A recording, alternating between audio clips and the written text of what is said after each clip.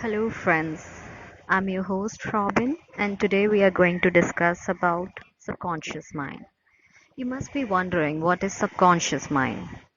Subconscious mind is like a database that stores and retrieves information. This information can be beliefs, your previous experiences, memories and other skills. So why subconscious mind is so important for us? It's playing a huge role in everyday activities. When we are not even paying much attention, our subconscious mind is actively working for us. All the reasoning and logical questioning happens because of the activity of conscious mind, where we are consciously engaged in the thinking process. But the subconscious is something that is always active and it is always working in the background even while we are not paying much attention. So, have we ever thought about how initially, when we start to learn driving, it's difficult? We have to learn and pay much attention to it, and we have to keep track of everything that is going around with different aspects of driving. But over the years, after learning it, it becomes simple, and sometimes we don't even pay much attention whether we are taking care of all the things, and we can even hold and engage into conversation. So this is where the subconscious mind kicks in. This is where the subconscious mind is taking a lead.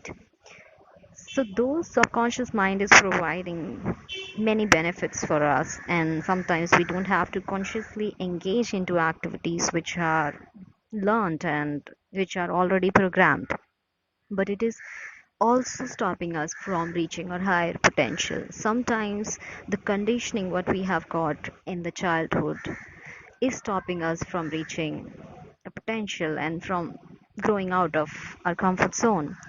So when the child is young, most of its subconscious mind is like an open slate. So anything that is happening in the surrounding of the child, the conditioning provided by the parents, society, and the environment plays a huge role in shaping the subconscious programming of this child.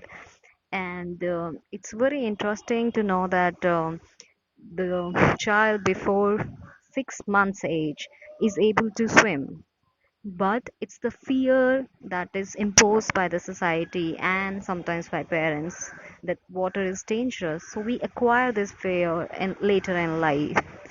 This is there in the subconscious then, and it will always stop us from trying to get near to the water. So this is just one example how subconscious mind and subconscious training is preventing us from trying out new things and preventing us from expanding our comfort zones. So, in order to gain insights about this, we have to reprogram our subconscious mind and we have to start thinking in newer terms. And this can only be possible when we realize the huge role it plays in our lives. That how and sometimes why do we do what we do? And sometimes we do not have reason for why few things ignite us, why few things stimulate us, and why do we get angry when we see red. So these are some of the training that has been given to us maybe during the time we were growing up. So it's our responsibility when we realize that subconscious is playing a huge role and we can monitor it and we can even reprogram the subconscious.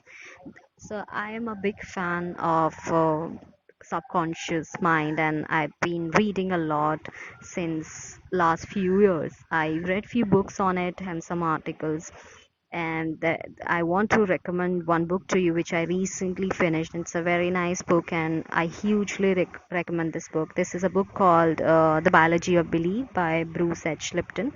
It talks beautifully about the power of subconscious mind and how we can unleash the power of subconscious mind and we can train it. So this book has various examples, and these are scientific examples from medical field, example from day-to-day lives.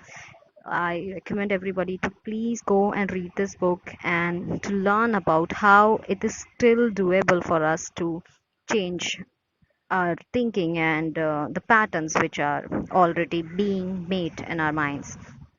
And also there was a book called um, it's a book called Subconscious Mind, Power of Subconscious Mind by Joseph Murphy. So it's another nice book, and I think everybody should read it who are interested into learning about this aspect. And another thing which I would like to discuss today is it's really important to understand the limiting beliefs. Then only we can move ahead and do better things.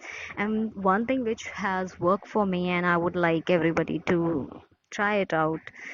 If you want to tap into the power of subconscious mind, you have to get in touch with it. And one way to do it is through meditation. Meditation really allows you to tap into your subconscious mind. And when you realize that you are the creator of your destiny and you can change your destiny through the changing patterns of your beliefs, and beliefs are your actions, and your actions are your habits. So if you really want to change your habits, you have to go deep down to your belief system and you have to reprogram it.